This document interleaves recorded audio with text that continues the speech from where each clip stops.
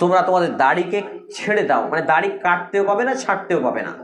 আর গোপকে ছেটে ফেলো, গোপকে চেঁচে ফেলতে পাবে না, রাখা এটা মোষ রাখতে পাবে না, কাঁচি দিয়ে ছেড়ে ফেলতে হবে।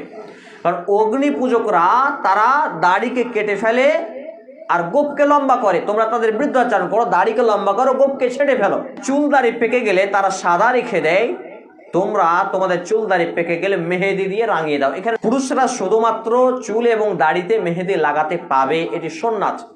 এবং এক পর্যায়ে দেখা যায় এই হাদিসের উপরে ভিত্তি করে যেটা একটা গুরুত্বপূর্ণ ইবাদত বটে। নারীরা হাতে মেহেদি লাগাবে সদা সর্বদা 12 মাস। শুধু কারো বিয়ে শাদী এমনটি তো নয়, কারো বিয়ে শাদী ঈদ এলে এমনটি নয়, 12 মাস তাদের দুই হাতকে, হাতের নখকে মেহেদি দিয়ে রাঙিয়ে রাখবে। আর হাতের নখে তো মেহেদি দিবে, পায়ের নখেও মেহেদি দিবে। এটা হচ্ছে নারীর বৈশিষ্ট্য। আপনি কি বিয়ে করব মনে করছেন? পাত্রপাত্রী খুঁজতেছেন?